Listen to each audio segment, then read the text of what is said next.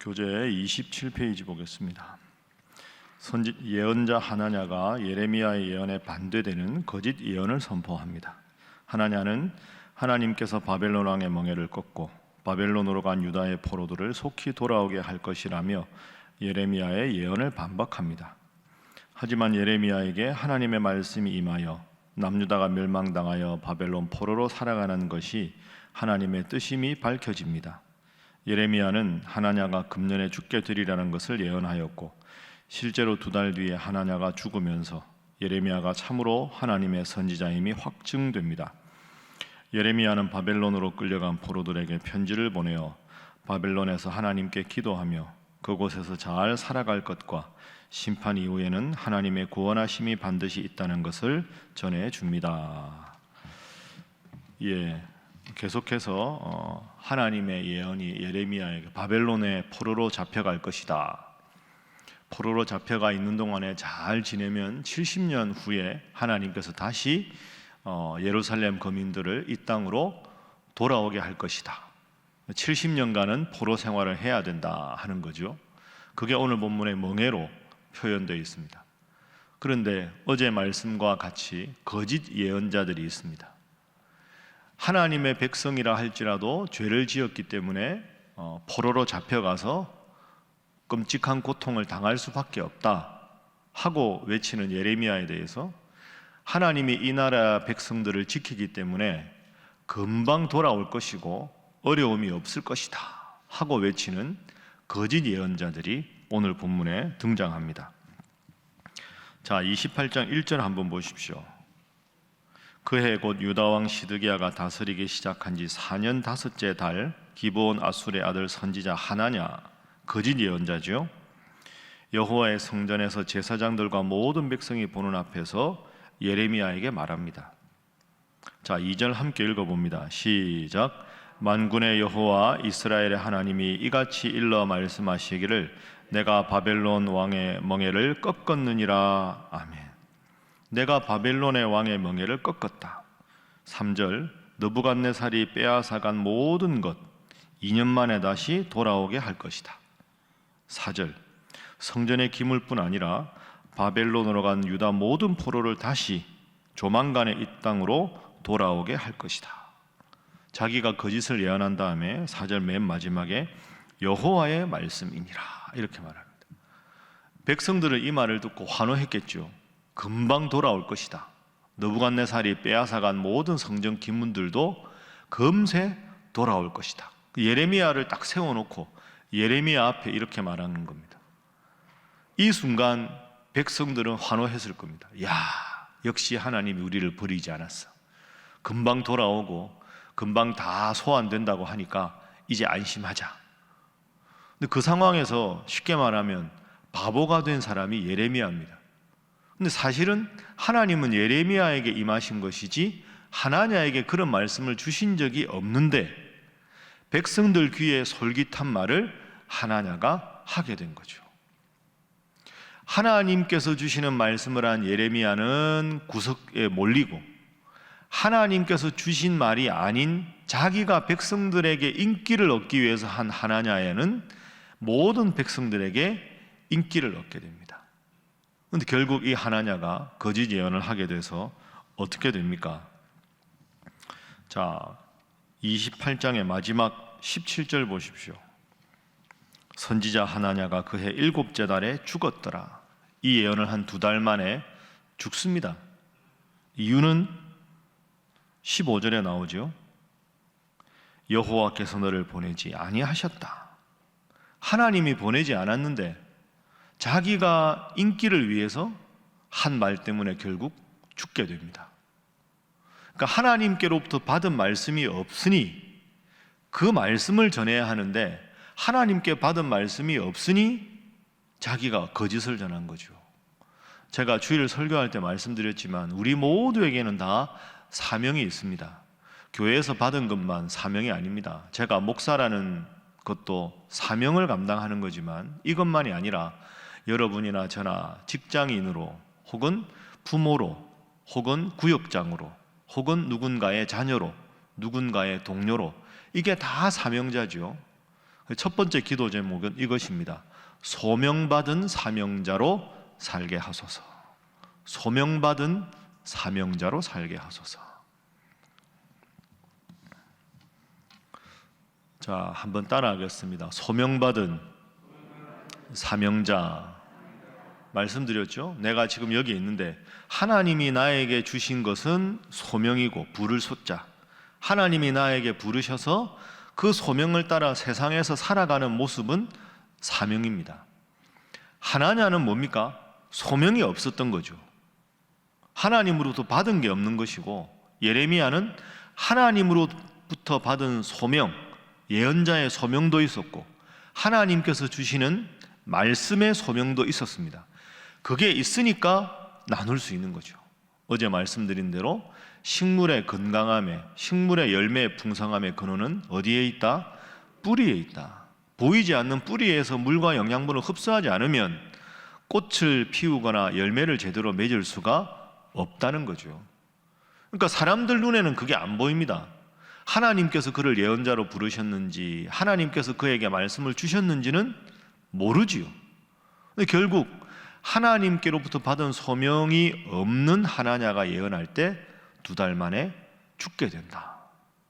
그러니까 여러분이나 저나 오늘 하루 살아갈 때 하나님 나에게 주신 소명 따라서 사명자로 살아가야 되는 거죠. 내 자녀가 있으면 오늘도 이 자녀를 위해서 어떻게 말해주고 어떻게 대화하는 것이 하나님이 이 자녀를 위한 뜻일까? 오늘도 내가 교회 성도들과 만나는 일이 있거나 아니면 전화할 일이 있는데 오늘 내가 어떻게 말하고 어떻게 저분들과 행동하는 것이 보이지 않는 하나님께서 나를 통해서 역사하시는 방법인가? 그런 걸 늘 기억하고 살아야 우리가 소명받은 사명자로 살아갈 수가 있는 거죠. 그러니까 소명이 없으면 결과적으로 둘 중에 하나입니다. 아예 아무것도 안 하거나 하나님께 받은 게 없으니까 모든 일에 게으르거나, 아니면 사람들에게 인기에 영합하는 사람이 되고 싶어 합니다. 하나님께 받은 게 없는데 자기 명예가 중요하니까 딱 자기가 해야 할 분량이 이렇게 있는데 이 분량을 아예 안 하거나, 아니면 너무 많이 하는 경우도 있습니다. 하나님이 나에게 주신 게 아닌데 그 직분에 걸맞는 것만 해야 되는데 너무 많은 것을 본인이 다 알아야 되고 본인이 다 해야 되고. 여러분 잘 생각하십시오. 교회는 게으른 성도 때문에 시험에 드는 게 아닙니다. 너무 본인이 해야 될 일보다 많은 것을 참견하고 다른 사람들에게 본인이 이래라 저래라 너무 많은 것을 권유하면서 문제가 생기는 거죠. 그래서 마땅히 생각할 것 이상을 생각하지 말라는 말씀이 있는 겁니다. 뭐든지 적당한 게 좋지 않습니까?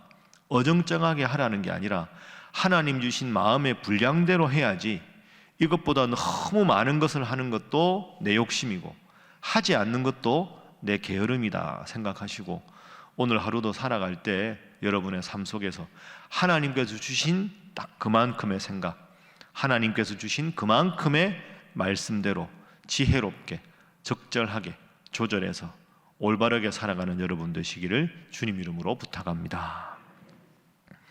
자, 2번째 말씀 보겠습니다. 29장 포로 생활에 대한 하나님의 예언입니다. 바벨론에 이미 잡혀간 사람들이 많이 있었거든요. 그 사람들 어떻게 살아야 되는가? 앞으로 잡혀갈 사람들, 참 슬픈 일이죠. 나라를 잃고 간다는 것이. 자, 29장 4절에 이렇게 말합니다. 만군의 여호와 이스라엘의 하나님께서 예루살렘에서 바벨론으로 사로잡혀 가게 한, 포로로 잡혀간 모든 포로에게 이같이 말씀하셨다. 바벨론은 하나님을 안 섬기고 우상을 섬기는 나라, 포로가 말이 포로지 노예 생활 아닙니까? 얼마나 끔찍했을까요? 근데 어떻게 하나님 말씀하십니까? 너희는 집을 짓고 거기에 살며 텃밭을 만들고 그 열매를 먹으라.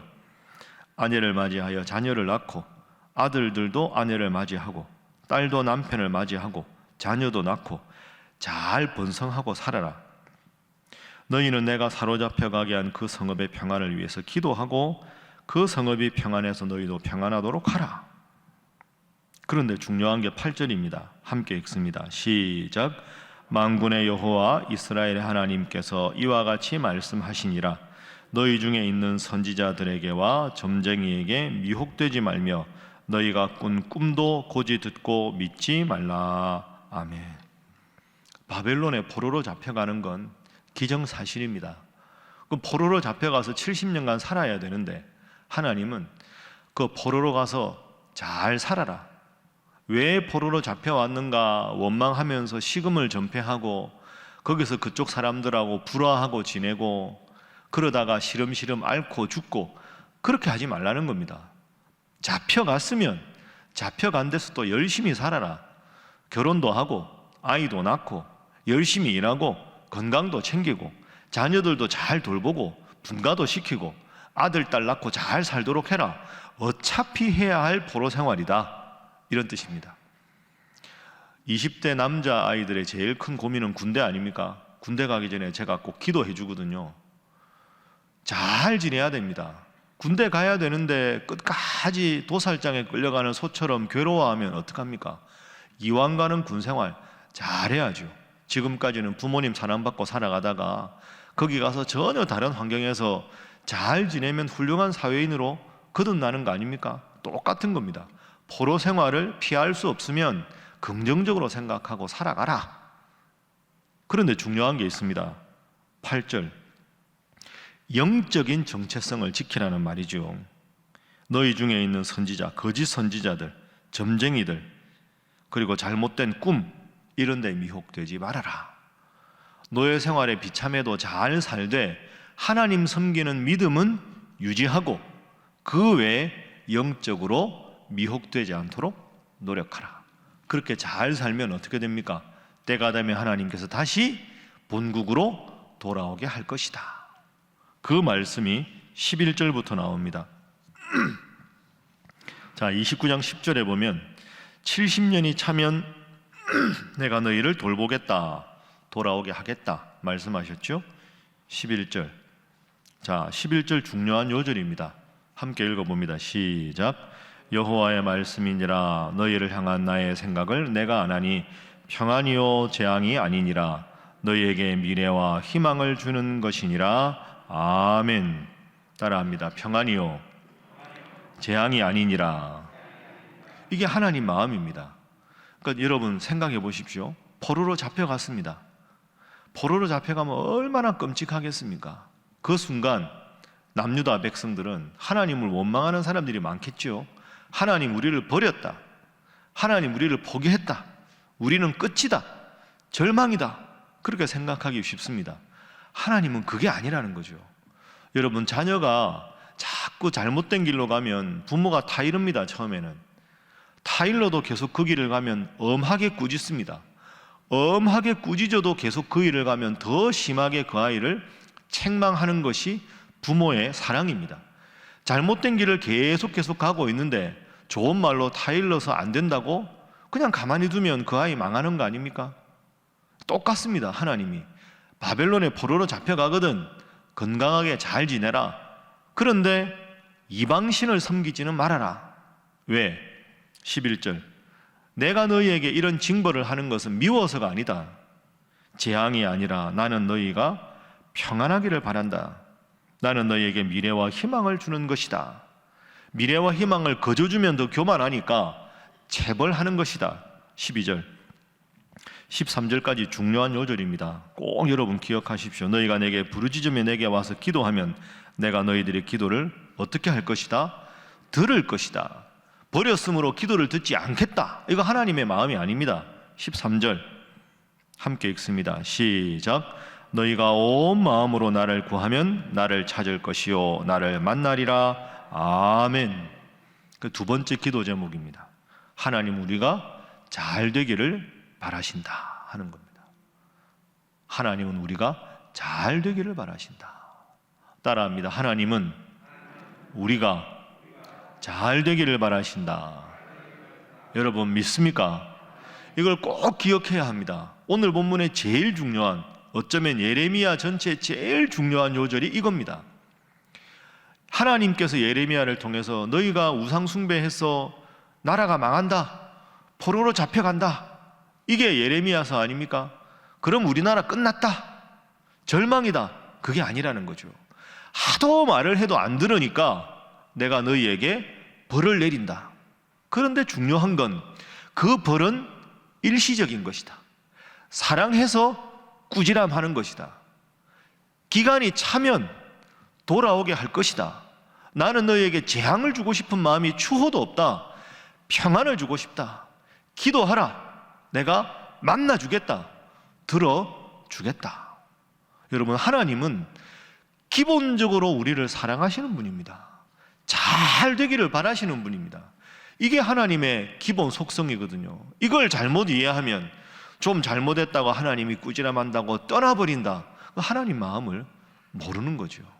여러분, 지금 힘든 일 있으십니까? 어려운 일 있으십니까? 답답한 일 있으십니까?